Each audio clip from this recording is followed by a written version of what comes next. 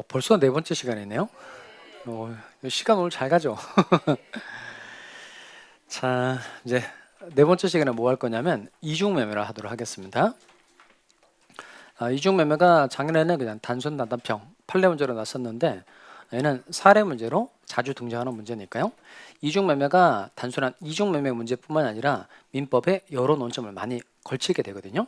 그러니까 요 이중매매 법률 관계를 잘 파악해 두는 게 민법 전반에 관한 내용을 자신감 있게 높이는 데 되게 유용한 팁이 됩니다, 이게. 그러니까 이 주제는 잘 해결하고 가셔야 돼요. 먼저 좀 읽어볼까요? 자, 합격서 19페이지 오시면 제가 좀 읽어보겠어요. 자, 거기 사례 나오죠. 갑은 자기 부동산을 을에게 매도하여 중도금을 지급받았으나 끊고, 여기서 중요한 단어가 뭘까요?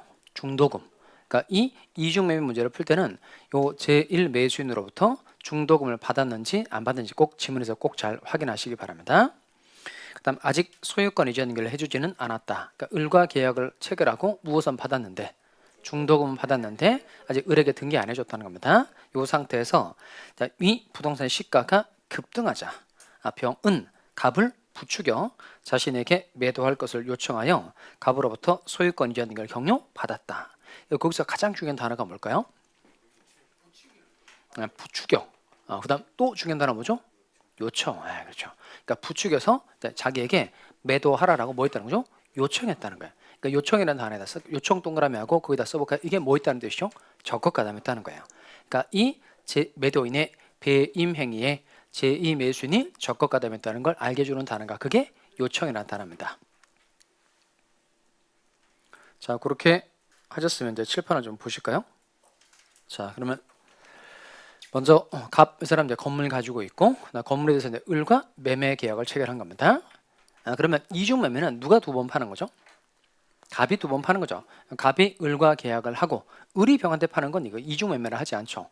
갑이 을과 계약을 체결한 건 매매, 을이 병한테 파는 건 뭐라 그러죠? 또 매매한 거니까 전매. 그다음 병이 정한테 파는 건 전전매, 정이 무한테 파는 건 전전전매. 그런 건 없고요. 그럼 Z까지 팔았어요. 그러면 전전매. 그러니까 전매 다음은 다 전매라 그래. 다 전매, 다 전매. 그러니까 이중 매매는 갑이 두 번 파는 겁니다. 그러면 먼저 갑이 을과 계약을 체결한 건 뭐 될까요? 제1매매. 그럼 이때 제1매매 계약을 기준으로 하면 갑의 이름 뭐죠? 하여튼 법적으로 의미 있는 행위를 하면 이름 생긴다 그랬죠? 그럼 갑의 이름 뭐예요? 그냥 매도인. 을의 이름은 제1매수인. 자, 그다음 갑이 병과 또 계약을 체결했다는 겁니다. 병과 계약을 체결한 거 이건 제2매매가 되는 거예요. 그럼 병의 이름 뭘까요? 제2매수인.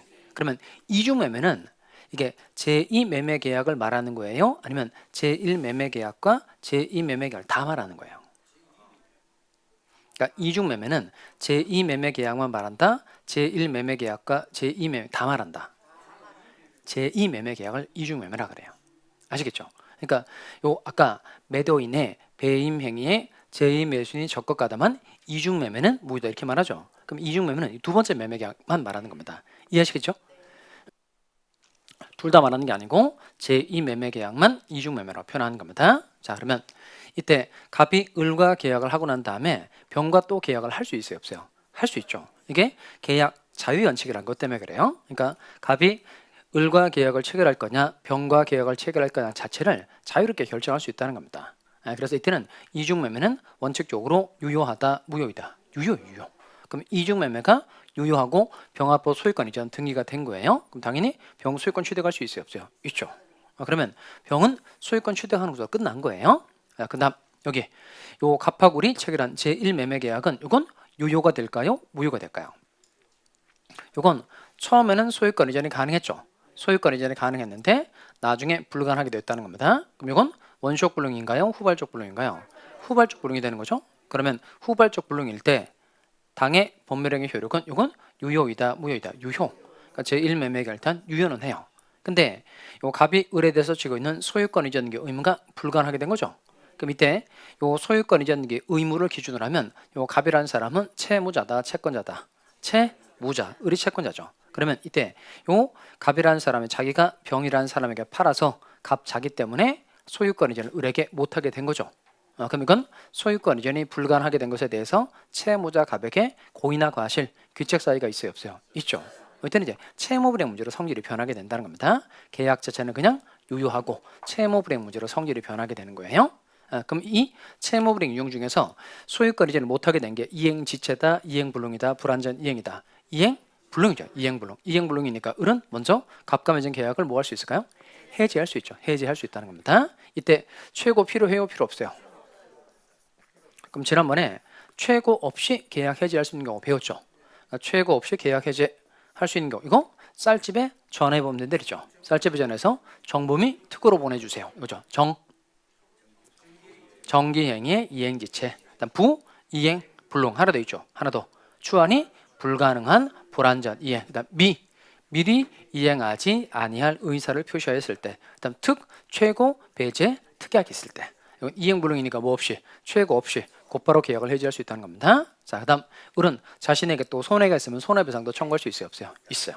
그러면 이중 매매가 유효할 때는 법률 관계 간단하게 끝나는 겁니다. 병이 소유권 취득하면서 끝나는 거죠. 을은 갑감해진 계약을 해지해서 매매 대금 돌려받고 자기에게 생긴 손해를 배상해 달라 이렇게 청구할 수 있다는 겁니다. 이거 이해돼요? 자, 이게 이중 매매가 유효할 때의 법률 관계인 거고요. 자, 그다음 이중 매매가 무효가 될 수 있다 그랬죠. 아까 언제 무효가 된다 그랬죠? 천천히 한번 봅시다. 누구의 어떤 행위에? 매도인의 배임 행위에 제2매수인이 적극가담하였을 때는 이건 무효가 된다는 겁니다. 자, 그러면 적극가담이 됐을 때 무효가 된다 그랬으니까 얘를 조금 더 정확하게 우리 좀 분석을 좀 해봅시다. 자, 먼저 갑이 건물 가지고 있고 건물에 대해서 을과 매매 계약을 체결한 겁니다. 그 다음에 을로부터 뭘 받았죠? 중도금 지급 받았다는 겁니다. 이게 중요합니다. 중도금 지급 받고 그리고 갑이 병이라는 사람에게 또 건물을 팔고 병이라는 사람에게 소유권 이전 등기를 넘겨준 거예요. 자, 색깔체로 든 게 이게 적극가담이 문제가 되기 위한 기본 전제 조건 두 가지입니다. 먼저 제1매수인으로부터 대금을 어디 이상 지급받아야 돼요? 중도금 이상 지급받아야 되고 그 다음에 또 중요한 건 뭐냐면 제2매수인 앞으로 소유권 이전 등기가 돼야 된다, 될 필요 없다, 돼야 된다는 겁니다. 자, 그럼 먼저 형사 문제를 먼저 처리하고 봅시다. 형사 문제. 이게 이중매매가 민사 문제도 있고 형사 문제도 있고 그래요. 자, 그러면 다시 형사 문제를 먼저 하나 처리하고 갑시다. 그러면 갑이라는 사람이 이제 제1매수인 을로부터 중도금 지급받고 병한테 팔고 등기 넘겨줬잖아요. 그러면 갑에게 범죄가 될까 안 될까요? 그러면 중도금 받고 병한테 팔면 갑은 깜빵 간다 안 간다? 깜빵 간다 안 간다? 간다는 거예요.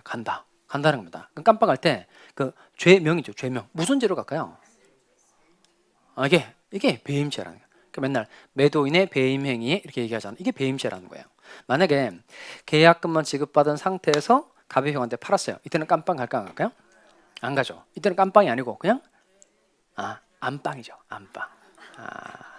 하지 말 걸 그랬다.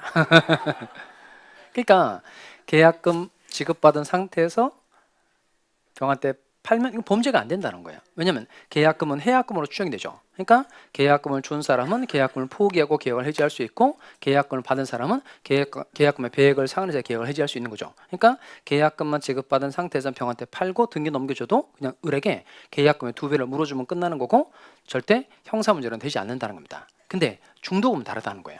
그러니까 중도금을 받으면 얘가 타인의 사물을 처리하는 사람이 돼요. 이건 뭐냐면 요 중도금을 지급받았다면 갑이라는 사람은 을에게 소유권 이전 등기를 넘겨줄 의무가 갑에게 생긴다는 거예요. 그러면 중도금을 받으면 소유권 이전 등기를 해줄 의무가 생겼는데 병이라는 사람에게 팔고 소유권 이전 등기를 넘겨준 거니까 임무에 위배해서 을에게 손해를 가하게 된 거예요. 이걸 배임죄라 그래요. 배임죄.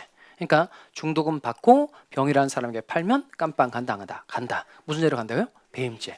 배임죄가 된다는 겁니다. 제가 이렇게 강조해서 수업을 했는데 지난번에 그 종래에서 수업 받으신 분인데 그분이 저한테 오셔가지고 자기는 중도금 받고 팔았는데 깜빵을 안 갔다는 거예요.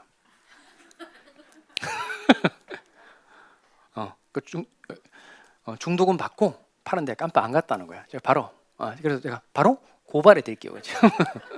무조건 범죄. 중도금 받고 병이라는 사람이 부동산 팔고 등기 넘겨주면 무슨 죄가 된다고요? 배임죄. 그다음 병이라는 사람은 적극가담했죠. 그럼 적극가담하면 병도 깜빵 가야 안 가요? 같이 가죠. 얘는 배임죄 공범을 하는 공범. 그러니까 맞아, 손잡고 같이 가는 거. 그러니까 갑은 정범, 그다음 병은 공범 이렇게 표현합니다. 자, 그럼 형사 문제 처리했어요. 일단 중도금 받고 병이라는 사람에게 팔면 일단 무슨 죄가 된다고요? 배임죄가 성립한다는 겁니다. 자, 그다음 민사 문제가 민사 문제. 자, 그러면 이렇게 매도인의 배임행위에 제2매수인이 적법가담했다는 겁니다. 이게 중요하죠. 적법가담했다는 겁니다. 그러면 이 두 번째 매매계약은 이중 매매계약은 이건 유효가 돼요, 무효가 돼요? 무효. 왜 무효가 되죠? 무효가 되는 이유. 그러니까 적법가담하면 이건 이 법률행위는 사회질서에 반한다는 거예요. 사회질서에 반한다는 겁니다. 따라서 반사회적 법률행위에 해당되기 때문에 이 계약은 무효가 된다는 겁니다. 자, 그러면 이 적법가담이라는 건 적극적으로 가담하는 거잖아요. 그러니까 갑이 범죄를 저지른 것에 대해서 병이라는 사람이 적극적으로 가담했다는 겁니다. 그럼 이게 그 어느 정도가 돼야 적극가담이냐면 그 의미를 좀 잘 기억하고 계셔야 됩니다. 그러면 요 병이 갑하고 계약을 체결할 때 갑이라는 사람이 이미 을과 계약을 하고 을로부터 중도금까지 다 받았다는 걸 병이 알고도 갑하고 매매 계약을 체결한 거예요. 이거 적극가담 이해 아니에요. 그러니까 다시 병이 갑과 계약을 체결할 당시에 갑이라는 사람이 이미 을과 계약을 했고 을로부터 중도금까지 다 받았다는 걸 병이 알고도 갑과 매매 계약을 체결했다는 겁니다. 그럼 이 제2 매매 계약은 유효가 돼요, 무효가 돼요? 이건 유효가 돼요, 유효. 그러니까 이게 아는 것만 가지고는 절대 적법가담이다 아니다. 아니에요. 어느 정도 돼야 되냐면 알고 요청을 해야 돼요. 그러니까 이런 사실을 알고 요청했다는 게 뭐냐면 병이라는 사람이 갑에게 야, 이중 매매라는 게 민형사상 아무런 책임 없다. 너는 나한테 팔아도 괜찮다. 안심하고 나한테 팔아라. 이렇게 요청해야 돼요. 알고 요청해야 된다는 거예요. 그래서 그 사례에서 가장 중요한 단어가 뭐죠? 요청이라는 단어예요. 그러니까 알고 뭐 해야 된다고요? 요청. 그러니까 즉, 요 갑이 을과 계약을 체결하고 중도금까지 받았다는 사실을 병이 알고도 자기에게 매매할 것을 요청하거나 유도하거나 회유하거나 권유하거나 설득해서 계약이 이런 정도는 돼야만 적법가담이 된다는 겁니다. 반드시 이 단어 꼭 나와야 됩니다. 알고 뭐 했을 때, 요청했을 때 적법가담이 되는 거예요.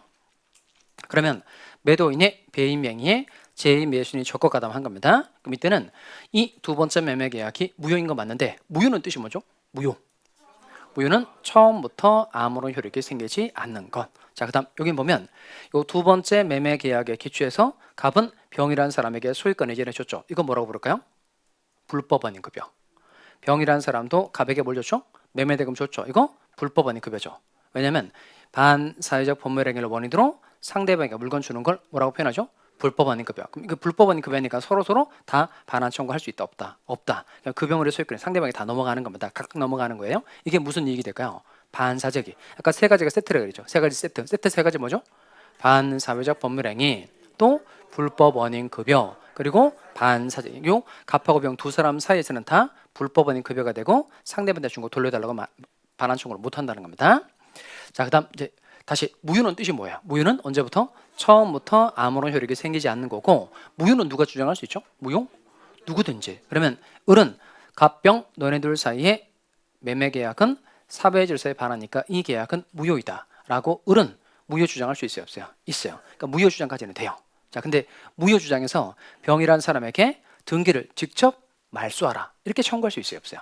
너네들 사이의 계약은 사회 질서에 반하는 반사적 법률행위니까 병론은 등기를 말소하라 이렇게 청구할 수 있어요, 없어요?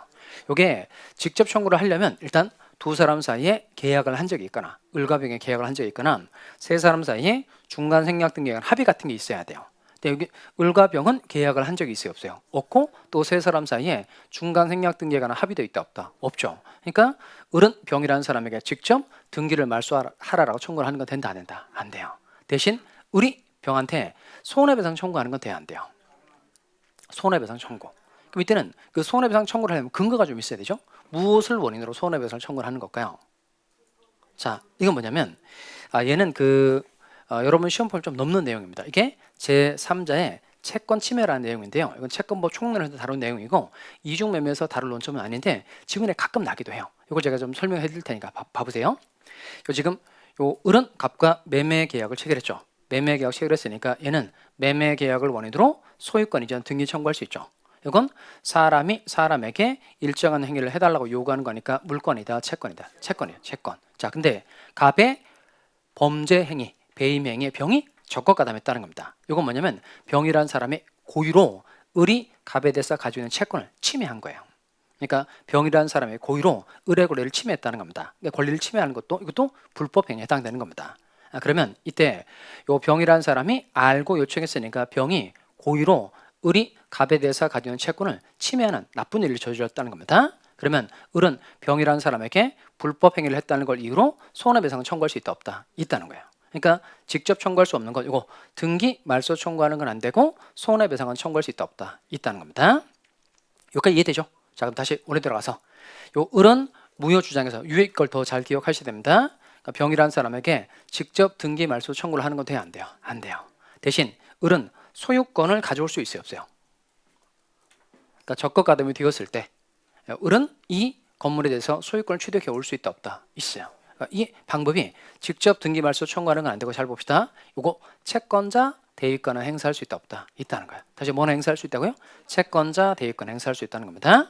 자, 그러면 요 채권자 대위권은 시험 범위가 아니니까 일단 그 되는 이유를 물어보거나 그러지는 않을 거예요. 대신 제가 이 제도를 좀 설명할 테니까 요 그림을 좀 잘 봅시다. 요게 맞게 그릴 테니까 잘 따라오세요. 자, 먼저 을이라는 사람이 갑에게 1,000만 원의 돈을 빌려준 거예요. 그 화살표 이렇게 돼 있으니까 누가 누구한테 돈을 빌려준 거죠? 을이 갑에게 돈을 빌려줬다는 겁니다. 그러니까 을은 채권자, 갑은 채무자. 자, 그 다음에 이걸 잘 보세요. 병이라는 사람이 자기 소유 건물을 갑에게 증여해 주기로 한 거예요. 자, 누가 누구한테 증여해 주기로 한 거죠? 병이 갑에게 증여해 주기로 했다는 겁니다. 그러면 요 병은 물건을 준 사람이니까 이름 뭐가 될까요? 이 사람 증여자. 갑은 증여를 받은 사람이니까 뭐가 되죠? 수증자 이렇게 표현합니다. 그러면 갑이라는 사람은 병에게 증여 계약을 체결했으니까 소유권 이전 등기를 청구할 수 있어요, 없어요? 할 수 있죠. 여기까지 이해되죠? 그러니까 병이 갑에게 건물 준다고 했으니까 갑은 병이라는 사람에게 건물 소유권 이전 등기를 넘겨달라는 권리가 있다는 겁니다. 그러면 만약에 갑이라는 사람이 등기 청구를 하면 어떻게 될까요? 등기 청구를 하면 소유권 이전 등기를 가져올 수 있죠. 그러면 갑이라는 사람에게 재산이 생기죠. 그러면 을은 갑에 대해서 돈을 빌려준 적이 있으니까 갑을 상대로 재판하고 난 다음에 갑이 가지고 있는 건물에 대해서 뭘 청구할 수 있죠? 경매 청구할 수 있죠. 갑이 소유권 이전 등기 청구를 행사하면 이걸 할 수 있다는 거예요. 그러니까 요 갑이라는 사람이 소유권 이전 등기 청구를 하면 좋은데 갑이라는 사람이 이 권리를 행사하지 않아요. 그러면 누가 이 권리를 행사할 수 있을까요? 을이에요. 그러면 을은 갑에게 1,000만 원의 돈을 빌려줬고 갑이라는 사람은 병한테 요거 소유권 이전 등기 청구권인데 권리 행사를 하지 않고 있다는 겁니다. 그러면 갑의 권리를 을이 대신 행사할 수 있다 없다? 있다는 거예요. 그래서 요 을은 병을 상대로 갑 앞으로 소유권 이전 등기를 하라라고 요구할 수 있다 없다? 있다는 거예요. 이게 채권자 대위권이라는 겁니다. 그러니까 채권자 대위권은 내용은 쉬워요. 이것만 기억하면 되겠어요. 그러니까 채권자 대위권이라는 건 이겁니다. 먼저 을은 갑에게 권리가 있고 그다음 갑은 병에게 권리가 있을 때 갑의 권리를 을이 대신 행사하는 권리를 채권자 대위권이라고 표현합니다. 다시 을은 갑에게 권리가 있고 갑은 병에게 권리가 있을 때 누구의 권리를? 갑의 권리를 을이 대신 행사하는 권리를 채권자 대위권 이렇게 말한다는 겁니다. 그러면 다시 요 이중매매 문제로 오겠어요. 자, 그러면 이때 요 을은 갑에게 매매 계약을 원인으로 소유권 이전 등기 청구할 수 있죠. 그러니까 을은 갑에게 권리 있어요, 없어요? 있어요. 그 다음에 아까 갑이라는 사람은 병한테 자신이 준 등기 넘겨달라 이렇게 반환 청구 못한다 그랬죠.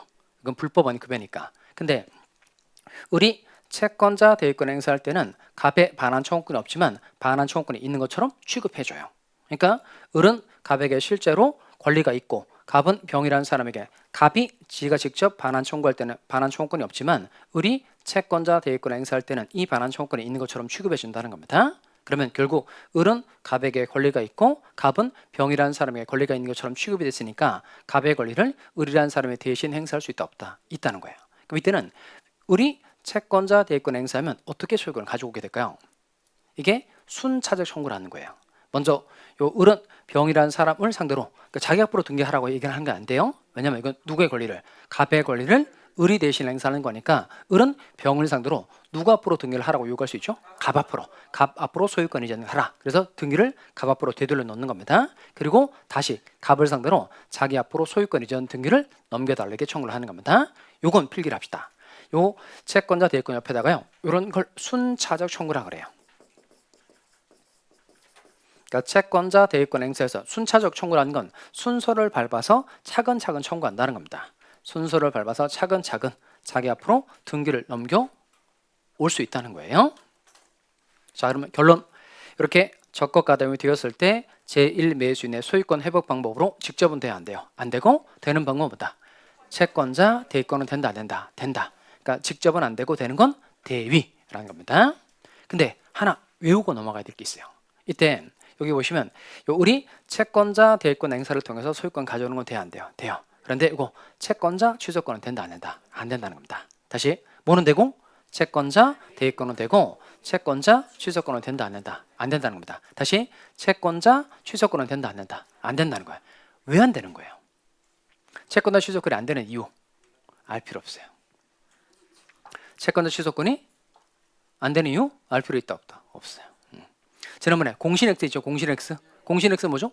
공동 저당권이 설정이 되었다가 건물이 신축이 되었을 때는 법정이 낙권이 된다 안 된다? 안 된다. 왜 안 된다고요? 알 필요 없죠. 알 필요 없죠. 여기 제1매수인의 소유권 회복 방법으로 직접은 안 되고 되는 건 대위. 그런데 채권자 취소권 된다 안 된다? 안 된다는 겁니다. 왜 안 된다고요? 알 필요 없어요. 하여튼 안 된다는 결론만 중요합니다. 안 된다는 결론. 자, 채권자 취소권 돼야 안 돼요? 안 된다는 겁니다. 왜 안 된다고요? 자, 제가 왜 안 되는지 또 한 번만 설명하라. 한 번만. 딱 한 번만. 딱 한 번만. 시험 때까지 영원히 설명드리지 않으면 딱 한 번만. 자, 채권자 취소권은 이게 왜 그러냐면 얘네들이 시험 범위가 아니기 때문에 그래요. 그러니까 채권자 취소권, 채권자 대위권이 우리 시험 범위에 해당되면 왜 되는지, 왜 안 되는지 물어본단 말이에요. 얘는 채권법 총론 부분이라 시험 범위 자체가 아니에요. 그래서 안 되는 이유, 되는 이유 물어보지 않는데 한 번은 제가 좀 설명해 드리도록 하겠습니다. 자, 그럼 그림을 좀 잘 봅니다. 비슷해요, 얘랑. 자, 먼저 잘 따라옵시다. 자, 우리 갑에게 1,000만 원의 돈을 이렇게 빌려준 거야. 이렇게 빌려줬다는 겁니다. 그러니까 즉 누가 누구에게 돈을 빌려준 거죠? 우리 갑에게 1,000만 원의 돈을 빌려줬다는 겁니다. 자, 그다음 갑이라는 사람이 건물을 가지고 있는데 이제 중요한 표현이 나옵니다. 이 건물이 이거예요. 아, 좋았어요. 이게 갑의 유일한 재산입니다. 이게 중요합니다. 갑의 유일한 재산, 유일한 재산이라는 겁니다. 그런데 갑이 이 건물을 병이라는 사람이 확 증여해줘 버린 거예요. 증여하고 병이라는 사람에게 소유권 이전을 확 넘겨줘 버린 겁니다. 그러면 이게 딸랑 하나 남은 유일한 건물을 병이라는 사람에게 줘버렸다는 겁니다. 그럼 을의 입장에서 봤을 때 을은 재판하고 난 다음에 갑의 건물에 대해 경매 청구를 해야 되는데 이 건물을 병이라는 사람에게 확 팔아버린 거죠. 줘버린 겁니다. 그러면 유일한 재산을 병이라는 사람에게 팔아치워버리면 채권자의 강제집행이 쉬워져요? 어려워져요? 어려워지죠. 이걸 사해행위라고 말합니다. 사해행위, 채권자를 매우 해롭게 하는 행위라는 거예요. 그러면 요 채무자가 채권자를 해하는 행위를 했을 때 요 증여 계약을 체결한 사람은 갑하고 병이죠. 근데 이 계약을 을이라는 사람이 직접 취소할 수 있다는 거예요. 증여 계약을 취소를 하고 병에게 넘어간 재산을 갑에게 원상 회복시켜 둘 수 있다는 겁니다. 자, 요 제도 이름을 이걸 채권자 취소권이라 그래요. 그러니까 채무자의 행위가 사해행위인 경우 이 행위를 뭐하고 취소하고 재산을 되돌려 놓을 수 있는 제도가 이게 채권자 취소권이라는 겁니다. 근데 중요한 건 뭐냐면 이게 채권자 취소권을 행사를 하려면 읽어봅시다. 을이 갑에게 무슨 채권을 가지고 있어야 되냐면 금전 채권을 가지고 있어야 돼요. 다시 채권자 취소권을 행사를 하려면 을이 뭘 가지고 있어야 한다? 금전 채권. 이게 포인트예요. 금전 채권을 가지고 있어야 한다는 겁니다. 여기 볼까요? 지금 요 을은 매매 계약을 체결했으니까 매매 계약을 원인으로 소유권 이전 등기 청구할 수 있는 거죠. 그럼 이게 등기 넘겨달라고 얘기를 하는 거니까 이건 금전 채권이다 아니다? 아니다. 그게 포인트예요. 그러니까 을이 갑에 대해서 가지고 있는 채권이 무슨 채권이 아니어서 금전 채권이 아니어서 채권자 취소권은 된다 안 된다? 안 된다는 겁니다. 근데 이 안 되는 이유를 시험에 물어보지 않는다는 거예요. 그러니까 결론만 중요하다는 겁니다. 뭐는 되고 채권자 대위권은 되고 채권자 취소권은 된다 안 된다? 안 된다는 겁니다. 여기까지 이해하시죠? 자, 그다음에 또 남은 논점 있어요. 자, 이번엔 병이라는 사람이 정한테 목적물을 되팔았어요. 그러면 제2 매수인으로부터 다시 전매해서 소유권을 취득한 얘 정의 이름 뭘까요? 그 사람은 제3자라 그래요. 제3자. 그리고 제3자 정이라는 사람에게 소유권 이전 등기가 넘어간 거예요. 자, 근데 얘는 선이었었어요. 선이니까 몰랐다 이 말이죠. 얘는 뭘 몰랐다는 거죠? 뭘 모르고 샀다는 거예요? 아, 요거 아니야. 요걸 말했나? 적극 가담 사실. 즉 갑의 배임 행위에 병이 적극적으로 가담한다는 사실을 모르고 계약을 체결했다는 겁니다. 그럼 이 선의 정은 소유권 취득할 수 있어요, 없어요? 이게 시험입니다. 소유권 취득할 수 있다, 없다? 안 되죠. 안 되는 이유가 뭘까요? 안 되는 이유. 일단 첫 번째는 뭐냐면 반사제 법멸행위는 무효인 거 맞는데 얘는 절대적 무효다, 상대적 무효다. 이거 절대적 무효죠. 그러면 절대적 무효는 뜻이 뭐죠? 무효로서 선의의 제3자에게도 대항할 수 있다. 그러면 이 절대적 무효인 경우에는 제3자가 선의여도 보호를 받을 수 있다는 거예요? 없다는 거예요? 없다는 거죠. 따라서 얘는 선의여도 소유권 취득할 수 있다, 없다? 없다. 또 하나 요 정은 병과 계약을 체결할 때 등기부상의 소유지로 기록된 사람이 누구죠? 병이죠. 그러니까 병에게 소유권이 있다고 믿고 계약을 체결하는 겁니다. 그래도 등기에 공신력이 인정돼야 안 돼요? 안 돼요. 그러니까 등기에 공신력이 인정되지 않으니까 정은 소유권 취득할 수 있다, 없다? 없다는 거예요. 자, 그럼 결국 정이 선의여도 소유권 취득할 수 없다는 겁니다. 결국 누구에게 소유권 줘야 되기 때문에 그런 거예요? 을이에요. 을에게 소유권 줘야 되기 때문에 그렇다는 겁니다. 자, 그럼 문제 풀어보겠어요. 53번 문제인데요. 풀어봅니다.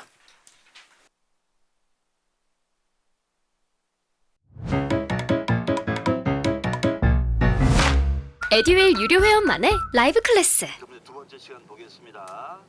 이제는 이제 머리 앞에 세로 갑니다. 자, 정신 차리시고 이번에 합격 진도 나갑시다. 누구세요? 전 애들 교수인데요. 제가 늘 가까이 있으니까 이번엔 합격. 집에서도 학원처럼 공부하는 혜택. 오직 에듀윌 유료 회원에게만. 에듀윌. 우와, 진짜 가까이 계시네요.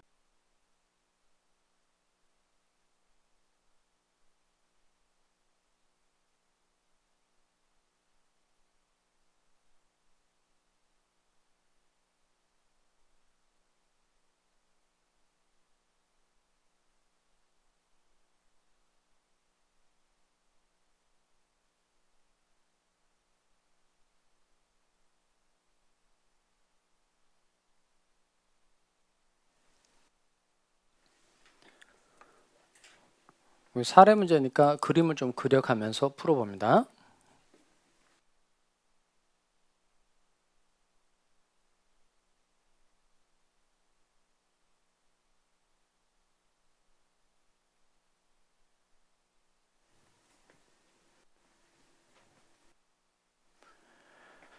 자, 그럼 지문 분석 좀 하면서 해봅시다. 먼저 갑은 자신의 X 부동산을 했으니까 그림 하나 그려볼까요? 갑이 그냥 건물 가지고 있다고 할까요? X 건물 가지고 있고, 그 다음 을과 매매 계약을 체결한 거죠. 그 다음 여기 볼까요? 요 계약금과 뭘 받았다? 중도금. 요거 중도금 받은지 꼭 확인합니다. 중도금 지급받았다 이렇게 돼 있죠. 그 다음 병이 갑의 배임행에 적법가담해서 또 계약이 이루어진 겁니다. 여기는 이제 바로 문제 자체에 뭐가 나오죠? 적법가담이 나온 거죠. 갑의 배임행위에 병이 뭐였다? 적법가담했다는 겁니다. 그러면 갑과 병 사이 두 번째 매매 계약은 사배질서에 반하니까 이 계약은 뭐가 되죠? 무효. 자, 틀린 건 찾는 겁니다. 자, 먼저 1번. 을은 병에게 직접 소유권 이전 등기를 청구할 수는 없다. 그러니까 직접 돼야 안 돼요? 직접 등기 청구를 하는 건 안 되죠? 따라서 1번은 OX. 오. 그 다음에 2번 갑시다. 을은 병에 대하여 불법 행위를 이유로, 여긴 포인트가 이게 손해배상 청구죠. 그러면 이때 병이라는 사람이 갑의 배임행위에 적법가담했다는 겁니다. 이건 병이 고의로 을이 갑에 대해서 가지고 있는 권리를 침해한 거예요. 그러니까 불법 행위를 저지른 거니까 을은 불법 행위를 이유로 손해배상은 청구할 수 있다, 없다? 있다는 겁니다. 그 다음에 3번에 봅시다. 3번에 밑줄 하실 게 뭐냐면 계약금 배액을 상환하고 계약을 해지하는 것까지 밑줄 하시고, 요게 열자로 무슨 해지인지를 한번 써봐요. 열자. 이게 열자죠. 그 용어가 맨날 할 때마다 다르단 말이에요. 이게 해약금에 의한 계약 해제죠. 해약금에 의한 계약 해제. 자, 그럼 이 해약금에 의한 계약 해제는 언제까지만 할 수 있는 거예요? 당사자 일방이 이행에 착수할 때까지. 자, 여기 중도금 지급이죠. 중도금 지급하는 건 이건 이행 착수에 해당한다, 해당하지 않는다, 해당한다. 이행 착수에 해당하니까 더 이상 해약금에 의한 계약 해제는 할 수 있어요, 없어요? 없죠. 할 수 없다고 되어 있으니까 OX, O. 그 다음 4번에 갑시다. 병, 명예 등기는 갑이 추인하더라. 추인 동그라미 할까요? 그럼 이게 적법가담이 되면 이 두 번째 매매 계약은 무효인데, 이 무효가 절대적 무효예요, 상대적 무효예요? 절대적 무효. 만약에 통정의 표시 같으면 이건 상대적 무효들이라서는 추인에 의해서 법률행위가 유효하게 될 수 있단 말이에요. 근데 이 절대적 무효들은 추인해도 계속 무효예요. 추인하더라도 유효가 될 수 있다, 없다? 없어요. 자, 그 다음 5번 천천히 다시 한번 읽어봅시다. 5번 꼭 읽어보시고. 자, 그러면 이때는 병이 정이라는 사람이 되팔았죠. 정이 지금 어떤 상태죠? 얘가 선이라는 겁니다. 제2 매수인으로부터 다시 목적물의 소유권을 취득한 사람이 제3자 정이 선이라는 거예요. 그럼 이 정은 선이어도 소유권 취득할 수 있다 없다? 없다는 겁니다. 그럼 이때 요 반사회적 법률행위는 무슨 무효이죠? 절대적 무효니까 제3자가 선이어도 보호를 받을 수 없다는 겁니다. 따라서 정은 갑과 병의 매매 계약의 유효를 주장할 수 있다. OX, X죠. X. 그럼 답 뭐가 되는 거죠? 5번. 자, 일단 또 봅시다. 이게 이중매매 문제를 열심히 풀어보잖아요. 그럼 항상 객관식의 답이 되는 부분은 여기입니다. 이것도 가르쳐 드릴게요. 그러니까 이중매매 부분은 늘 답이 제2 매수인으로부터 소유권을 넘겨받은 제3자가 선인 경우에 과연 소유권 취득하느냐, 얘가 늘 답이에요. 늘 답이에요. 늘 답이에요.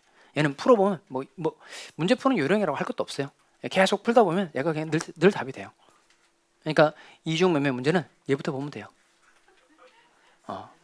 열심히 나중에 내가 다 가르쳐 줄게요. 그러니까 지금은 이렇게 요령 같은 걸 배울 때는 아니죠.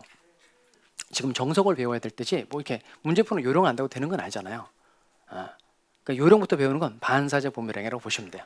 그러니까 지금 정석대로 차근차근 잘 이해하고 모든 공부를 하고 난 다음에 많이 풀면 스킬이라는 게 생겨요. 그러니까 누구나 다 생기는 거예요. 제대로 공부하고 문제만 많이 풀면 생긴단 말이에요. 그러니까 그냥 뭐 이렇게 요령 같은 거 굳이 알 필요 없어요. 자, 그다음에 남은 게 하나 있어요. 여기만 하고 끝내면 이중매매 별로 중요하지 않잖아요. 자, 아까 제가 이중매매가 여러 법적으로 걸치는 논점이 많다 그랬죠.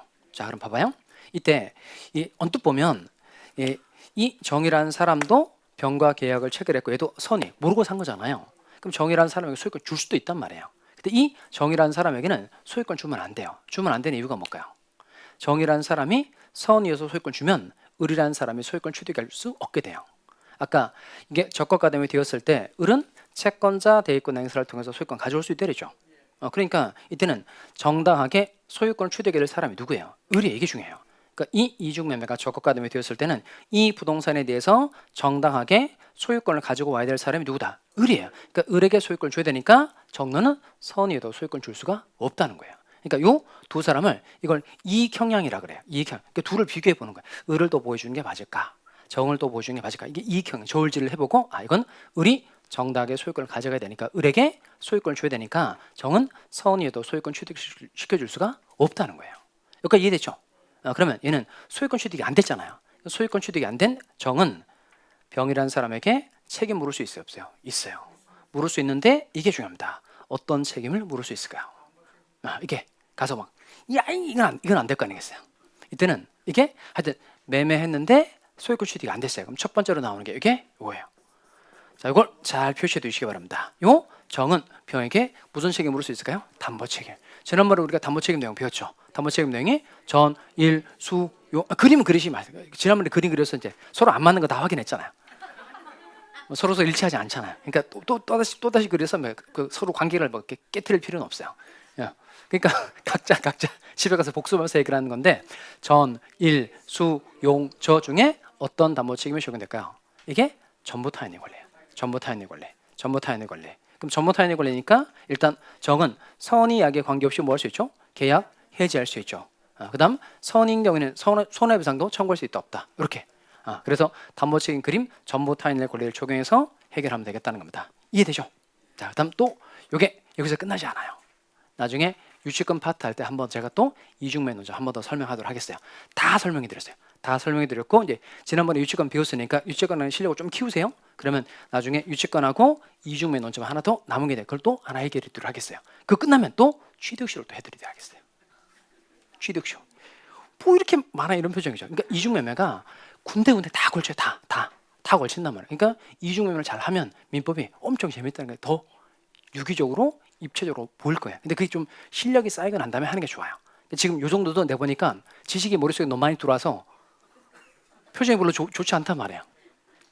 일단 집에 가서 차근차근 복습하시고 요 정도까지 공부를 하면 나중에 제도 비교는 다음 과정에 있으니까 그때 또 연관되는 논점을 해드리도록 하겠어요. 아시겠죠?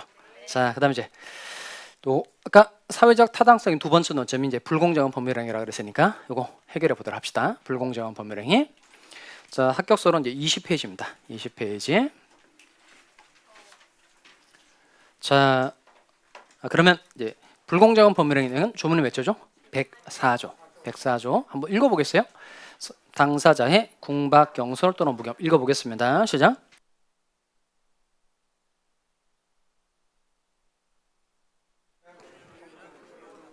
자, 이거는 당사자의 궁박, 경솔 또는 무경험으로 인하여 현저하게 공정을 잃는 법률행위는 무효로 한다 이렇게 되죠. 무효. 자, 그러면 여기서 잘 보면 불공정한 법률행위가 되려면 첫 번째 뭐가 있어야 되죠? 현저한 불균형이라는 게 있어야 됩니다. 첫 번째, 급부와 반대급부 사이에 뭐가 있어야 한다? 현저한 불균형. 그러니까 급부 반대급부는 어렵지 않습니다. 갑이라는 사람이 을에게 물건을 주는 걸 급부라고 하면 반대쪽에 을이 갑에게 주는 걸 반대급부라고 그래요. 또 을이 갑에게 물건 준 걸 급부라고 말하면 그 반대쪽에 있는 갑이 물건 주는 건 반대급부 이렇게 표현합니다. 그러니까 한쪽을 급부라고 하면 다른 쪽에 있는 게 반대급부가 되는 거예요. 일단 뭐가 있어야 한다고요? 현저한 불균형. 그럼 현저한 불균형은 법조문에 나와야 안 나와요? 눈을 뜨고도 안 나온대요. 이거 보이잖아요. 현저하게 공정을 잃는 이렇게 돼 있잖아요. 나오는 거죠. 그 속에서 확 우러나온 대로 이렇게 지르고 가시면 안 되고 일단 현저한 불균형은 법조문에 나온다 안 나온다? 나와요. 나오니까 이렇게 뽑아내는 거죠. 자, 그다음 두 번째, 요 피해자에게 뭐가 있어야 되죠? 궁박, 경솔 또는 무경한 사정이 있어야 됩니다. 여러분 궁박 해당돼 안 돼요? 궁박. 여러분은 지금 궁박 해당돼 안 돼요? 여러분 완전 궁박이죠, 궁박 지금. 그러니까 막 찍잖아요, 막 찍잖아요. 이게 궁박이 궁 더하기 박이거든요. 급박한 곤궁, 곤궁하고 절박한 사정. 여러분 경솔 해당돼 안 돼요? 경솔. 여러분 완전 경솔이죠. 완전 경솔이에요, 완전 경솔. 무경험 해당돼 안 돼요, 여러분 경험. 경험 많아요, 별로 없어요? 아직 뭐 시험 안 봤잖아요. 그러니까 여러분 궁박도 하고 경솔도 하고 무경험도 한 거예요. 근데 이게 다 갖출 필요는 없는 거죠. 여긴 또는이니까 세 가지 중 어느 하나만 갖추면 됩니다. 여러분 세 가지 다 해당되고. 차츰 좋아져요. 이게 그냥 좋아지는 게 아니고요. 언제 좋아질까요? 모의고사 보면 좋아지죠.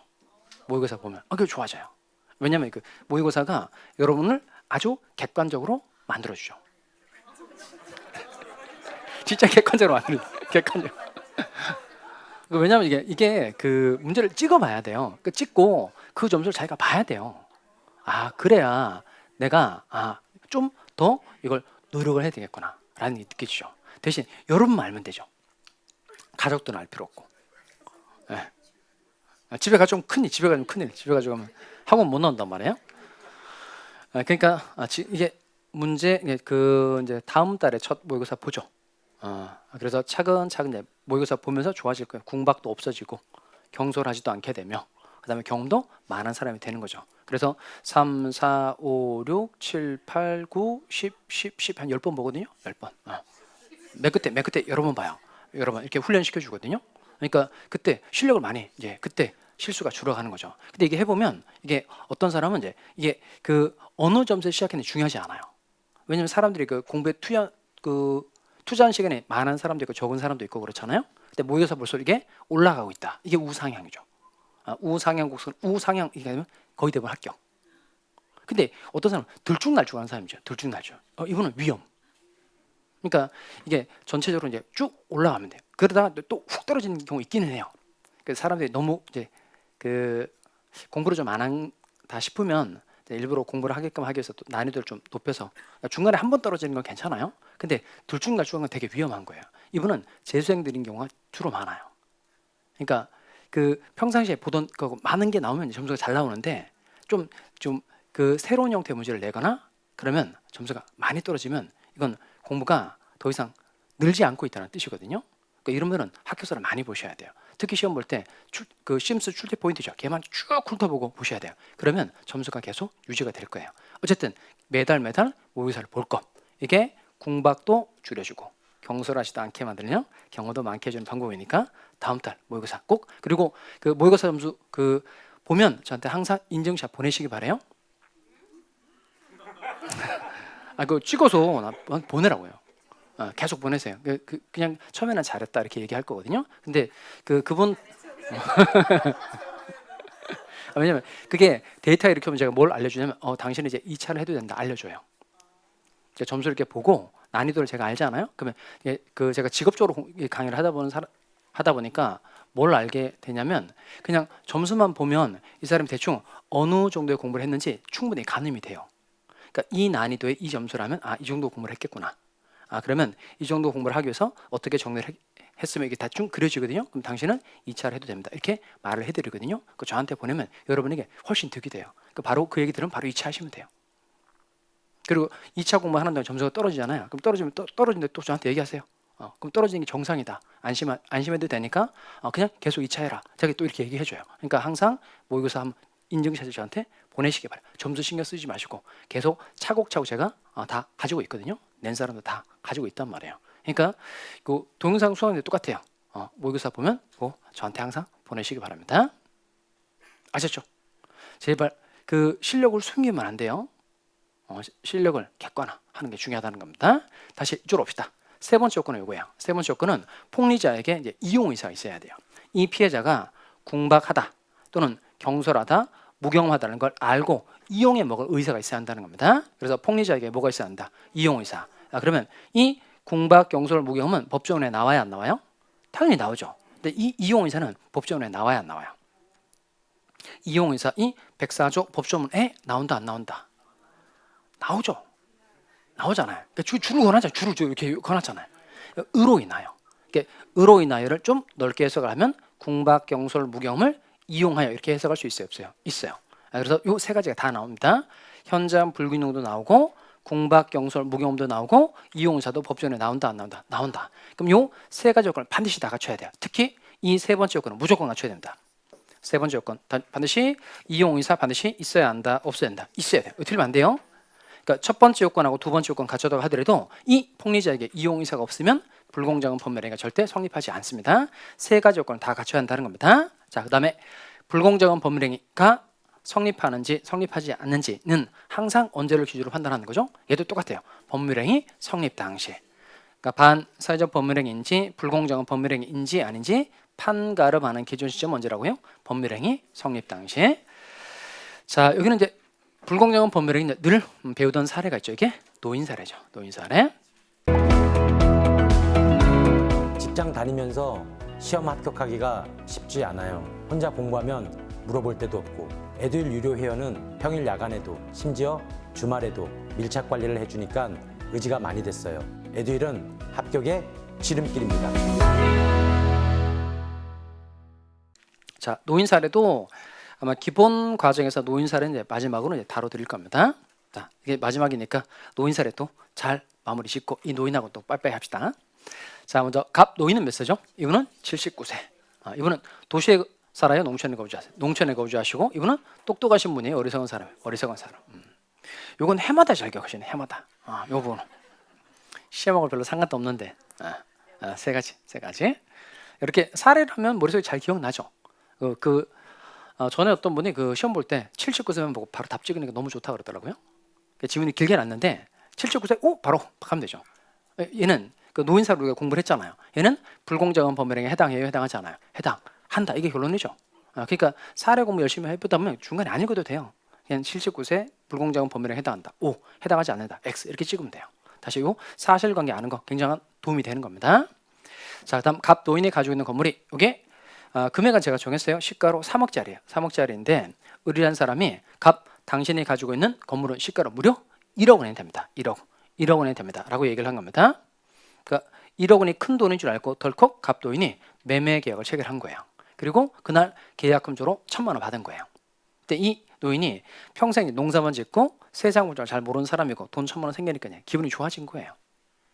그 다음에 의리란 사람이 계약 체결한 바로 다음날 이게 중요합니다. 뭘 지급했죠? 중도금. 그러면 계약 체결한 바로 다음날 을은 왜 중도금을 지급했을까요? 중도금 지급한 이유가 뭐죠? 이게 그렇죠. 아까 해약금에 의한 계약 해제는 언제까지만 할 수 있다 그랬죠? 이행에 착수할 때까지. 이게 중도금 지급 전까지만 할 수 있다는 겁니다. 그러면 중도금이 지급되고 난 다음에는 갑노인이 자신의 건물을 헐값에 팔았다는 걸 알았다고 하더라도 해약금에 의한 계약 해제를 할 수 있어요, 없어요? 없죠. 결국 갑노인으로 하여금 해약금에 의한 계약 해제를 하지 못하도록 하기 위해서 중도금을 지급한 겁니다. 결국 갑노인은 3억짜리 건물에 대해서 을에게 소유권 이전 등기를 넘겨줬고요. 을도 도합 1억 원의 돈을 준 겁니다. 자, 그러면 3억짜리 건물을 을이 폭리로 날로 모은 거죠. 이게 불공정한 법률행위라는 겁니다. 그 밑에 불공정한 법률 행위를 기준으로 하면 갑의 일은 뭐죠? 얘는 피해자. 을은 뭐가 되죠? 가해자가 아니고 이건 불법 행위가 아니니까 이건 폭리자 이렇게 표현합니다. 피해자 그 다음에 폭리자 이렇게 표현합니다. 자 그러면 아까 불공정한 법률 행위가 되려면 몇 가지 요건이 필요하다 그랬죠? 세 가지 해봅시다. 자 그럼 여기 볼까요? 자 첫 번째 뭐가 있어야 돼요? 현저한 불균형이 있어야 되죠. 자 그러면 어느 정도가 돼야 현저한 불균형이 될까요? 제가 금액을 이렇게 써드린 이유가 있단 말이에요. 갑의 건물이 3억, 을이 얼마에 샀죠? 1억. 이렇게 3배 이상 차이가 나야 돼요. 그러니까 2배는 현저한 불균형으로 잘 보기 어렵습니다. 3배 이상 차이가 나야 되니까 이건 3배 차이 났으니까 현저한 불균형에 해당해요? 해당하지 않아요? 해당하죠. 자 그다음 궁박, 경솔 또는 무경험한 사정이 있어야 되는데 일단 갑도인은 궁박 해당돼야 한대요. 그러니까 갑도인이 이 건물을 1억 원에 팔 수밖에 없는 경제적인 쪼들림, 그다음 심리적인 쫓김 이런 거 있어요? 없어요? 없죠. 그러니까 경제적 궁박도 궁박, 정신적 궁박도 궁박에 해당해요. 근데 이 갑도인은 궁박에는 해당한다, 해당하지 않는다? 해당하지 않아요. 여기는 해당하지 않고요. 궁박 해당 사항 없고. 그다음 경솔 해당돼야 안 돼요. 경솔. 우리가 보통 그 아파트 팔 때 제일 먼저 알아보는 게 뭘 알아보죠? 시세. 시세부터 알아보는데 이거 안 알아보고 판 거니까 당연히 경솔에 해당해요? 해당하지 않아요? 해당하죠. 해당한다는 겁니다. 그 다음에 무경험 중요한데요. 무경험은 경험이 없다는 겁니다. 근데 어디에 경험이 없는 거냐면 일반적인 생활 경험이 부족하다는 뜻인 거예요. 그러니까 갑도인이 매매 계약을 해본 경험이 없다는 뜻이다 아니다? 아니에요. 그러니까 이건 특정 거래 영역에서의 경험 부족을 말하는 게 아니고 일반적인 생활 경험의 부족을 말한다는 겁니다. 그러니까 이건 쉽게 표현하면 세상 물정을 모른다 이런 뜻이에요. 세상 물정을 모른다. 그럼 여기 볼까요? 갑도인이 농촌에 거주하고 오래 속은 사람이니까 이분은 세상 물정을 잘 알아요? 잘 몰라요? 잘 모르죠. 그러니까 무경험에 해당해요? 해당하지 않아요? 해당하죠. 자, 그다음 여기 잘 봅시다. 두 번째 요건은 여기가 궁박, 경솔 또는 무경험으로 되죠. 또는. 그러니까 이 두 번째 요건은 세 가지를 다 갖춰야 돼요? 어느 하나만 갖추면 돼요. 어느 하나만 갖추면 된다는 겁니다. 여기는 두 가지를 갖췄으니까 두 번째 요건도 통과. 대신 또 하나 점검해야 될 사항이 하나 있는데 만약에 갑노인이 직접 계약을 했다면 갑노인을 기준으로 궁박, 경솔, 무경험을 따져봐야 되죠. 근데 갑노인이 직접 계약을 한 게 아니고 A라는 대리인을 통해서 계약을 체결했어요. 대리인. 그럼 이때는 궁박, 경솔, 무경험을 누구를 기준으로 판단해야 될까요? 그러니까 다시 궁박, 경솔, 무경험을 갑이 직접 계약을 체하면 갑을 기준으로 다 판단하면 되잖아요. 근데 갑노인이 A라는 대리인을 통해서 매매 계약이 이루어졌다면 궁박, 경솔, 무경험은 누구를 기준으로 판단해야 될까요? 일단 맞아 나눠봐야 돼요. 그러니까 궁박이라는 게 급박한 곤궁이잖아요. 이건 본인 쪽의 사정이에요. 대리인하고 상관없고 급박한 사정은 본인 쪽의 사정이라는 겁니다. 그러니까 궁박은 누구를 기준으로 판단한다? 본인을 기준으로 판단하는 겁니다. 그 다음에 경솔과 무경험은 대리인을 기준으로 판단해야 돼요. 왜 그럴까요? 이게 경솔하고 무경험은 법률행위를 할 때 경솔하게 되고 법률행위를 할 때 경험이 없는 거죠. 그러면 대리의 경우에 본인하고 대리인 중에서 법률행위를 하는 사람은 당연히 누구예요? 대리인이죠. 그러니까 경솔과 무경험은 누구를 기준으로 판단한다? 대리인을 기준으로 판단한다는 겁니다. 그러니까 어디서 잘라야 되냐면 궁박에서 잘라야 한다. 이게 중요합니다. 어디서 잘라야 한다고요? 궁박에서 이렇게 궁박에서 잘라야 한다는 겁니다. 궁박은 누구를 기준으로 판단하고 본인을 기준으로 판단하고 경솔과 무경험 누구를 기준으로 대리인을 기준으로 판단한다는 겁니다. 자, 그 다음에 세 번째 요건이 뭐죠? 뭐가 있어야 돼요? 이용의사. 갑도인이 궁박에 썼다, 경솔에 썼다, 무경험에 썼다. 여기는 이제 경솔하고 무경험이죠. 그러니까 이런 피해자의 사정을 알고 이용해 먹을 의사가 있어야 되는데 읽어보니까 이용의사가 있어요? 없어요? 이용의사 어디서 할 수 있죠? 이용의사 있다는 걸 여기죠. 계약 체결한 바로 다음날 중도금을 지급한 걸 보면 날로 먹으려고 하는 흔적이 엿보인다는 거예요. 그건 이용의사 있다 없다? 있죠. 결국 세 가지 요건에 다 해당이 됐으니까 이 계약은 뭐가 될까요? 무효. 다시 104조 조문 다시 한번 해봅시다. 당사자의 궁박, 경솔 또는 무경험으로 인하여 현저하게 공정을 잃은 법률행위는 무효로 한다. 자, 그럼 이때 요 각각 무효가 됐으니까 이제 반환 청구할 수 있는지 해봅시다. 반환 청구. 먼저 요 갑노인은 이 계약이 무효니까 내가 나한테 준 건물 다시 돌려줘라고 반환 청구할 수 있어요? 없어요? 자, 그럼 이때 이 갑노인이 반환 청구할 때 중요한 게 746조.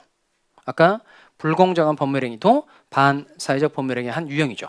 그러면 불공정한 법률행위에 기해서 다른 사람에게 물건 주는 것도 역시 불법원인 급여가 되는 겁니다. 그럼 아까 불법원인 급여에 관한 조문이 몇 조죠? 746조에는 본문 단서로 되어 있다 그랬죠? 한번 읽어보겠어요? 자, 본문 다시 한번 읽어보겠습니다. 시작.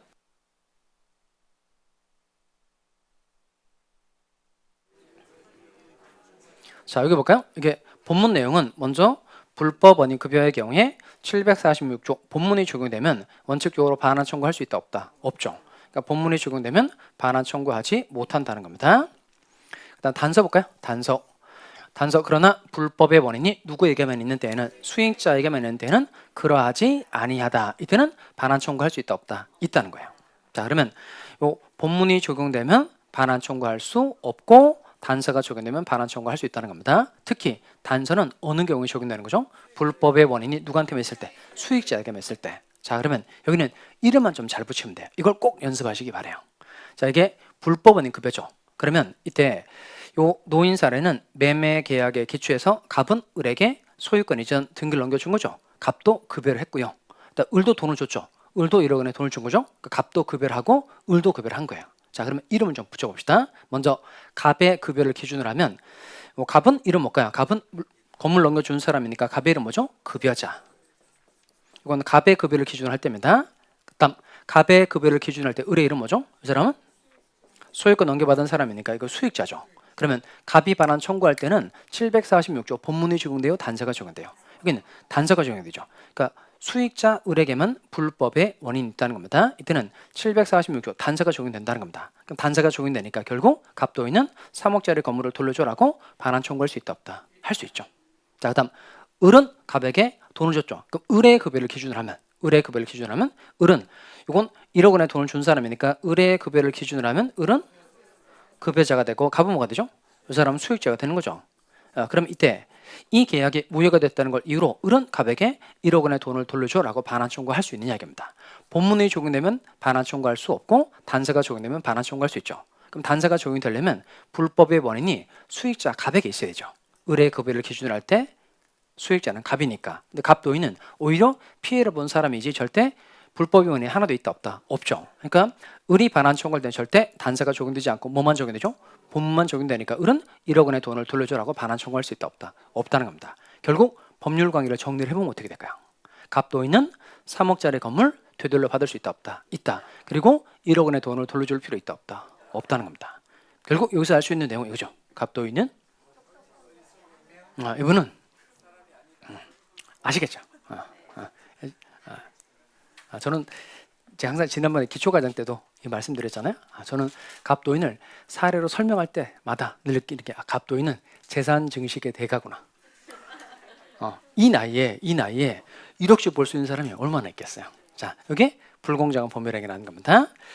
자, 그럼 문제 풀어보겠어요. 자, 54번 문제 풀어봅니다. 자, 이거 잘 맞추셔야 됩니다.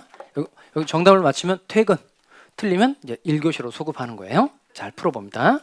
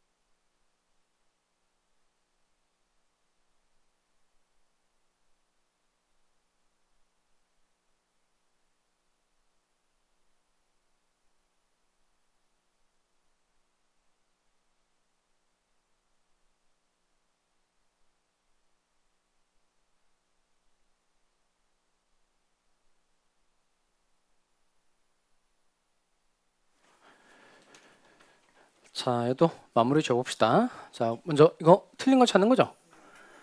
자, 1번 궁박은 정신적, 심리적 원인에 기인할 수도 있다.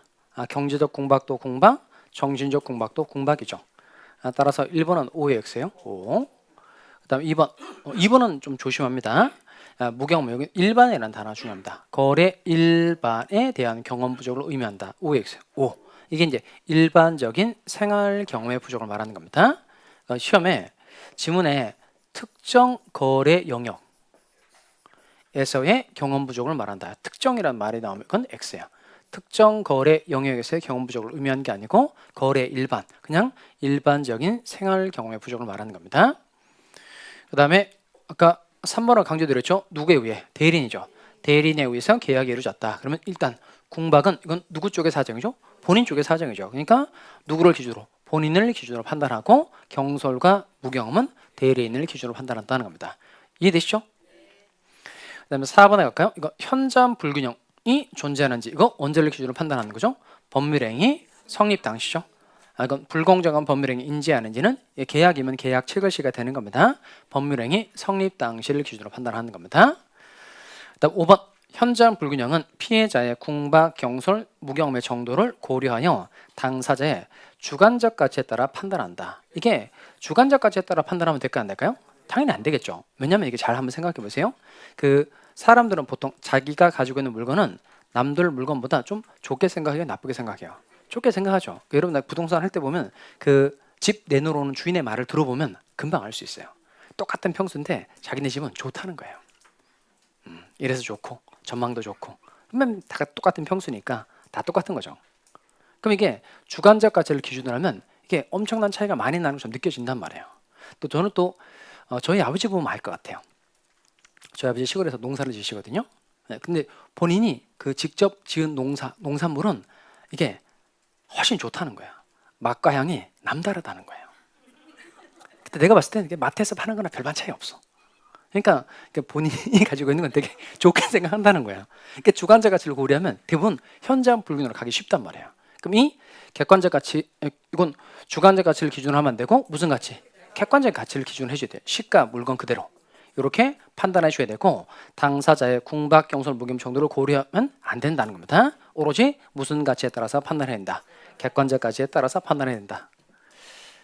또 우리 아버지 또 디스했더니 또 마음이 좀 걸리긴 한데 아버지 미안해요. 자, 그러면 이제 틀린 걸 찾는 거니까 뭘 골라야 돼요? 5번. 자, 오늘은 여기까지 수업하도록 하겠습니다. 오늘 제가 처음에 들어와서 파이팅하고 끝났죠. 마지막에도 한번 하고 갈까요? 자, 오늘은 딱 한 번 끝에 동차로 합격해만. 자, 여러분 동차로 합격해 화이팅! 아시겠죠? 여러분 동차로 합격해 파이팅! 자, 이상 마치도록 하겠습니다.